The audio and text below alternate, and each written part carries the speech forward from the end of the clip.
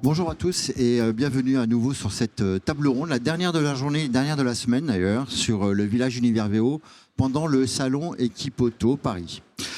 Pour cette dernière table ronde, on va aborder un sujet évidemment hyper important aujourd'hui où le marché est plutôt volatile, que ce soit sur les prix, les stocks. On a besoin d'être assez réactif. Et pour parler de ce sujet, j'ai le plaisir d'avoir autour de moi Bertrand Piron, qui est Sales Account Executive Senior de Carcutter, Frédéric Bonjour. Grand, qui est directeur VO chez Groupe Tivol.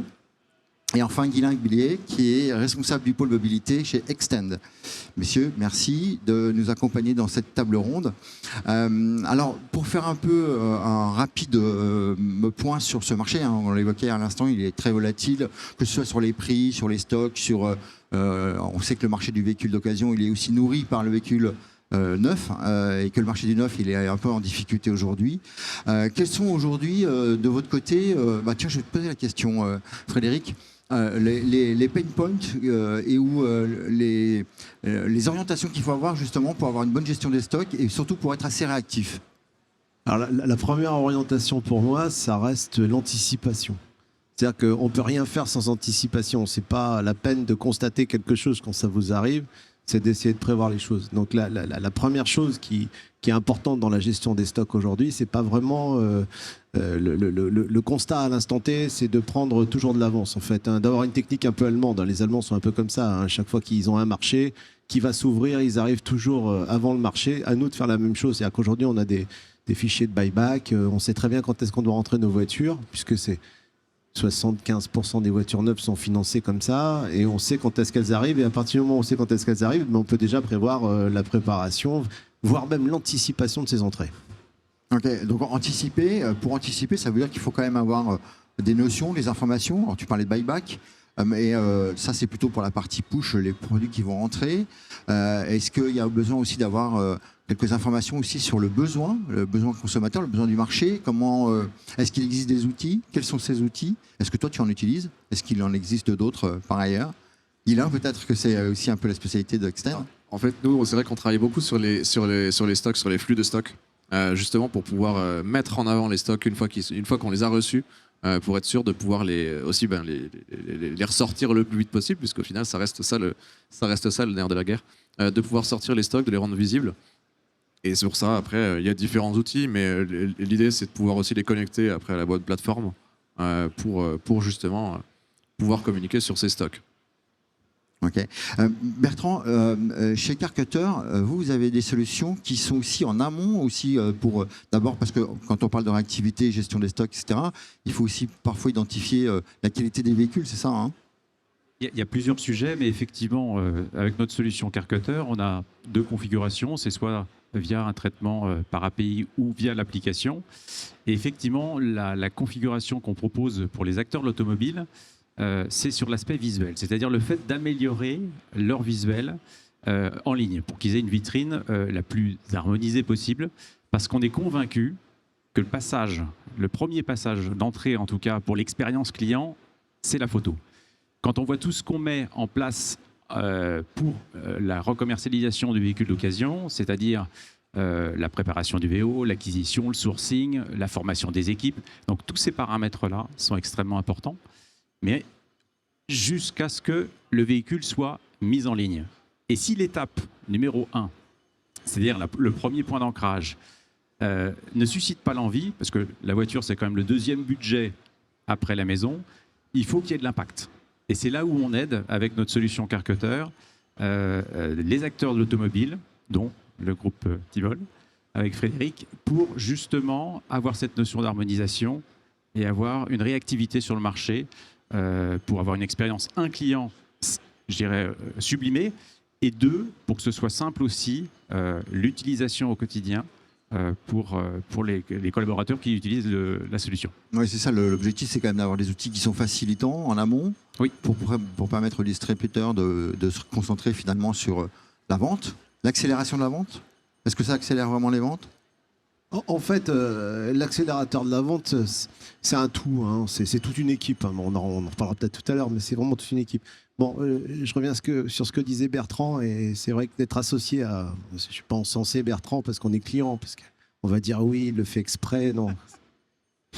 Ah C'est non, on une l'a belle tiré au entreprise. hasard. Hein. Non, c'est le hasard, et c'est une belle entreprise parce qu'on s'est connus avant même de commencer à travailler ensemble. Donc ça n'a rien à voir. C'est vrai. Mais pour nous, nous, on est dans la région lyonnaise. Alors, je vais vous prendre un exemple d'art culinaire. Vous pouvez mettre quelque chose de très bon à manger dans une assiette. Si c'est mal présenté, vous ne le vendrez pas. Voilà. Mais pour nous, c'est la même chose. C'est-à-dire qu'on estime que si vous commencez à avoir un peu des références et si vous êtes reconnu aujourd'hui dans le monde de l'automobile, dans notre métier correctement, si vous commencez à présenter les choses d'une façon dégueulasse, enfin, moi, je suis pas acheteur, quoi, hein, je vous le dis tout de suite. Et c'est valable dans tous les domaines. Hein, c'est valable aujourd'hui. J'ai travaillé dans les enchères.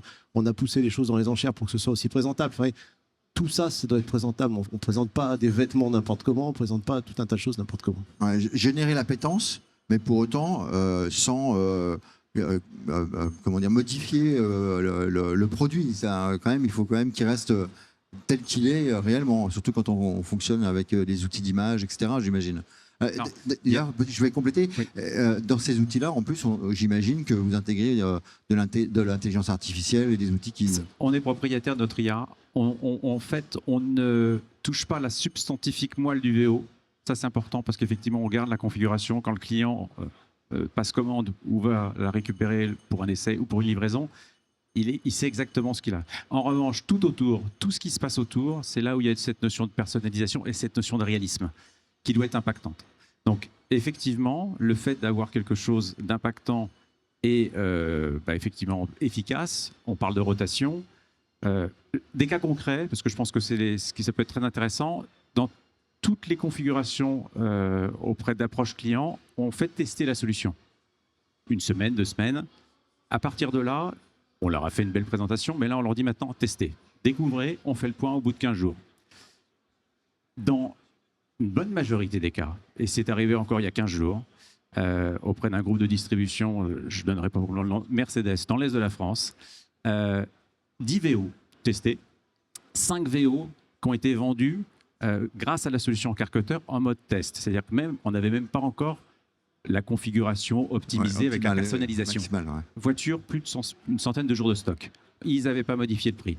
Donc la notion d'amélioration de l'image a vraiment un impact sur le business. C'est valable dans l'automobile, c'est valable dans d'autres secteurs, c'est ce que tu évoquais tout à l'heure. C'est à la fois c'est du bon sens, mais c'est surtout de mettre en place des choses qui sont rapides. Il faut que le sujet de la photo n'en soit pas un pour nos clients. Oui, c'est ça. Il ne faut pas que ce soit complexe. C'est un outil qui doit faciliter l'acte de vente, quoi. Finalement, d'abord pour inspirer le client, j'imagine, mais ensuite surtout pour permettre au vendeur d'accélérer son processus, quoi. Oui, c'est des standards en fait, hein, parce que vous ne pouvez pas avoir une vitrine aujourd'hui qui soit désorganisée, donc il faut avoir des standards qui soient propres. Nous, on est concessionnaire de marques, on représente des marques de distributeurs généralistes comme Renault, Ford, Nissan, Mazda, bon.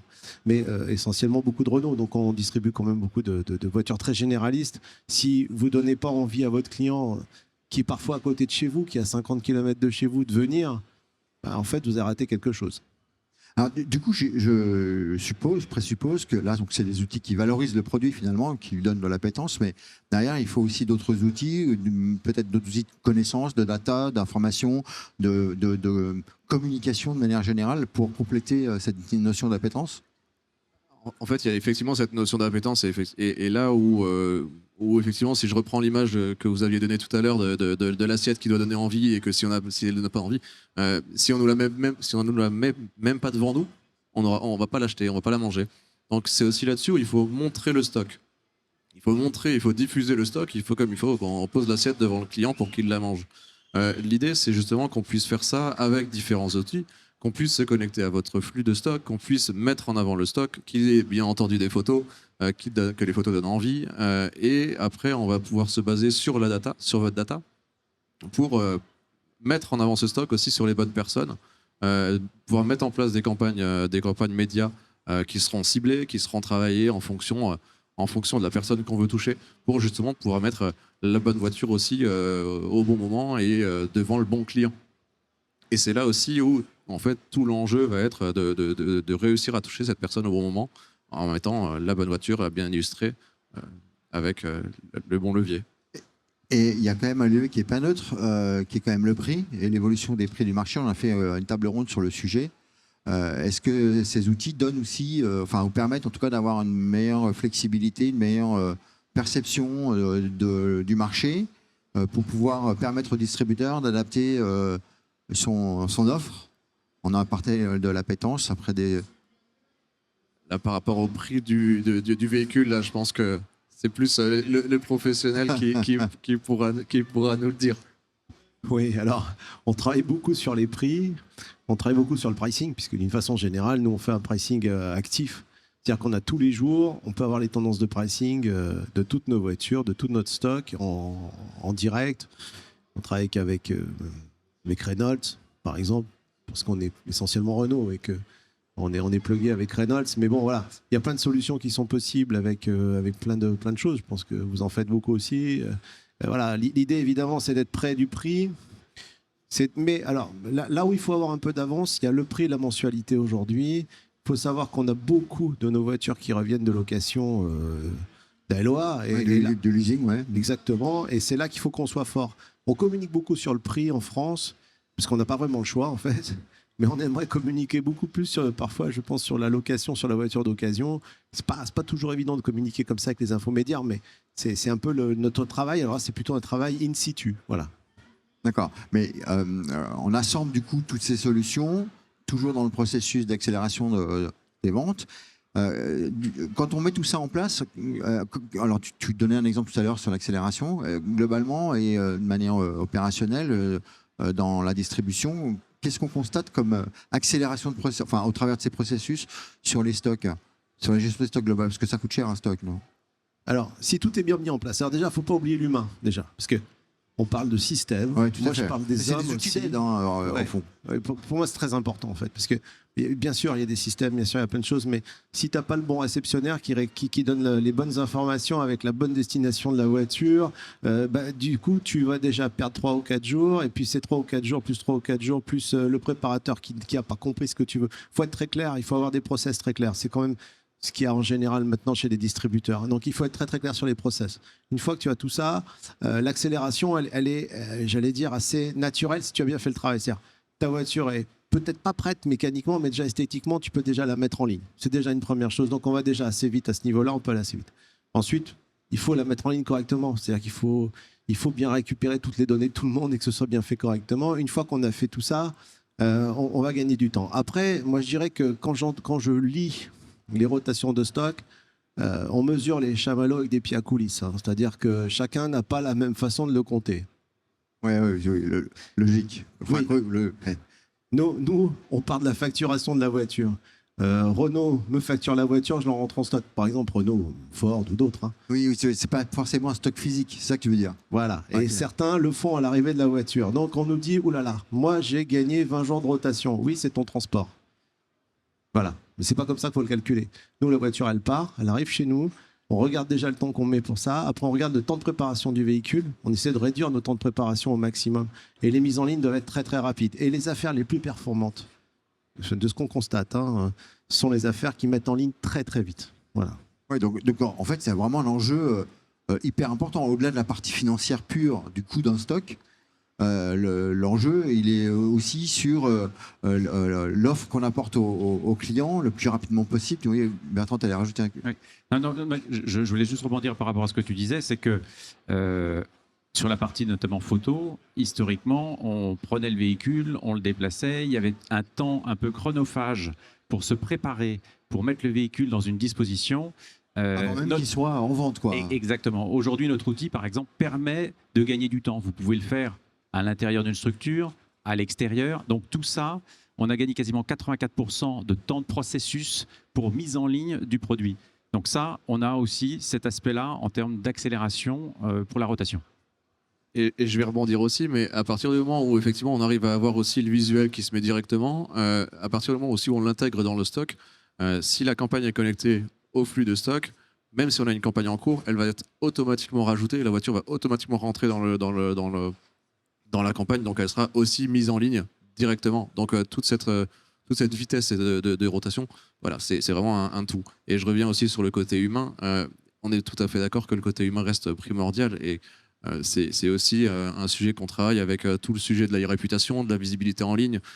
C'est un peu aussi le côté humain qui est visible de plus loin, parce que le client, avant de faire 50 km pour venir voir la voiture, il va regarder sur Google, il va regarder voilà, ce que tout le monde dit de vous, ce que tout le monde pense de vous. Et c'est aussi quelque chose qui est hyper important et sur lequel nous on accompagne aussi nos partenaires.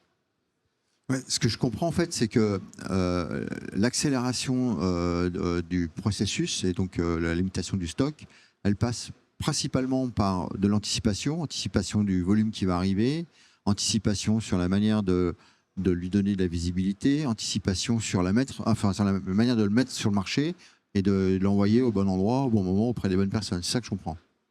Anticipation, ok.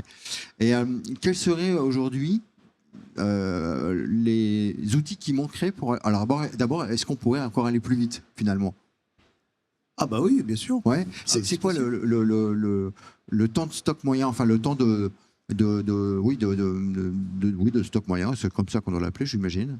Alors, déjà, il y a différentes voitures, il y a plus de catégories qu'avant. C'est-à-dire qu'on ne peut pas donner un stock moyen sur l'ensemble de nos stocks, puisqu'on a maintenant les électriques. Alors, si on prend un stock comme Renault, par exemple, où nous, on fait de l'électrique depuis 2013, forcément, on est assez rapide sur l'électrique. Ce qui est un peu paradoxal, mais on maîtrise plutôt bien nos stocks d'électrique chez nous. Ce qui est assez intéressant. Mais on a des groupes qui vont dire, voilà, je suis à 65 jours, mais c'est ce que je disais tout à l'heure, mais par rapport à quoi? Oui, oui. Ouais, t'as raison, oui. C'est ça le truc, c'est que c'est difficile à dire. Moi, je regarde aujourd'hui les stocks d'électrique et quand je regarde les statistiques françaises sur l'électrique où j'entends des 140 jours de stock, nous, on est très très en dessous. Par exemple, on est en dessous de 100 jours, on est plutôt à 90 jours sur l'électrique. On est capable de faire ça. Pourquoi? Parce qu'on a bien mis en place. On met un accent très très fort sur la location avec des choses qui sont très très ciblées, des vendeurs qui sont au point, parce qu'on les forme très très vite. Et c'est là-dessus qu'on est assez fort par rapport peut-être aux concurrents, puis ça fait longtemps qu'on a l'électrique. Donc systématiquement de la formation, systématiquement on leur donne le pricing, combien tu dois la louer, comment on fait, tous les mois on fait des réunions là-dessus, ça retombe, si ça suffit pas, on fait des points en courant de mois avec des visios, voilà, c'est tout ça. Alors gagner du temps, pardon. Ouais, donc en fait, là, tu es en train de dire que... Il y a effectivement, on parlait de la partie humaine, il y a un accompagnement quand même qui doit se faire et un management malgré tout qui doit être clair auprès de la force de vente pour que à la fois il y ait l'appropriation des outils, une valeur ajoutée sur l'acte de vente pour le vendeur et derrière aussi la manière de le manager et de l'orienter, quoi. Et puis bah oui. Le P-plan. Force de vente, hein. Le P-plan. C'est-à-dire que si tu veux accélérer tes stocks, t'as pas vraiment le choix. Si demain tu dis tiens voilà moi aujourd'hui mon problème c'est je sais pas moi c'est les voitures plutôt haut de gamme parce que j'en ai trop, je sais pas, on va pas parler que de l'électrique hein, d'ailleurs, c'est pas. Mais peut-être il y a certains produits où c'est plus cher en occasion, plutôt les gens vont plutôt vers le neuf. Bon bah il faut animer tes équipes hein, mais il faut animer tout le monde hein. C'est-à-dire qu'il faut pas se dire il y a que le vendeur. Il faut animer, il faut aller un peu sur l'ensemble. Il faut aller vite sur les préparations. C'est un peu tout ça pour qu'on puisse les mettre en ligne justement rapidement, que tous les stocks soient à jour, qu'on puisse. Comment c'est vrai, Bertrand a raison. Je rebondis sur ce qu'a dit Bertrand tout à l'heure. On va beaucoup plus vite, non, mais c'est vrai parce que en fait le climat jouait aussi beaucoup. On a oublié ça. C'est-à-dire qu'on a aussi des affaires. Nous, on est en Rhône-Alpes. Hein. Donc quand il fait pas beau, il fait pas beau. Quand il fait beau, il fait beau. Hein. C'est très tranché. Et on se retrouvait parfois avec. Ça arrive d'avoir des affaires qui sont sous la neige. On a des affaires où il neige. Et là, on se retrouve, on a plus ce problème. Quand on détourne nos voitures, c'est terminé ça. Il y a plus ce truc de dire oui, mais aujourd'hui, il faisait pas beau. Ouais, non, voilà comment on gagne du temps. C'est un peu avec toutes ces technologies, toutes ces méthodes. Et alors ça se fait pas en claquant dans les doigts. Hein. Mais c'est bien comprendre et avoir des veilles sur ce qu'on fait tous ensemble ici, c'est de se dire tiens, ben moi ça m'intéresse parce que finalement ce qu'on s'est dit là, c'est avoir des veilles et comprendre à chaque fois et alimenter nos équipes. Et puis il y a une notion aussi de prise de risque malgré tout parce que là on parle beaucoup du produit lui-même et puis de celui qui arrive. Donc dans la partie sourcing tu l'évoquais sur les buybacks etc. Mais il y a aussi un sujet sur la demande quoi. Donc c'est un peu pour ça que j'introduisais aussi la notion du prix. On parle beaucoup de pouvoir d'achat, on voit bien que c'est un peu chahuté en ce moment et forcément ça a aussi une incidence sur la célérité de l'acte d'achat. Et donc ça nécessite aussi sans doute une meilleure connaissance, pas de l'environnement, mais de la manière dont le consommateur, lui, se met en situation d'achat pour acheter un beau véhicule ou le bon véhicule qu'il souhaite, je suppose. C'est pour ça. Sens, mais, Non, mais complètement, et c'est pour ça qu'en fait, on se focalise pas, par exemple, que sur nous quand on médiatise une campagne pour diffuser du stock, on va pas se focaliser que sur la diffusion du stock en elle-même, parce que sinon on va être beaucoup trop large. Alors que ce qu'on veut, c'est toucher la personne justement au moment où elle a besoin de cette voiture, et la personne qui est un minimum intéressée. Sinon, on va diffuser et on va pas pouvoir optimiser vraiment les campagnes.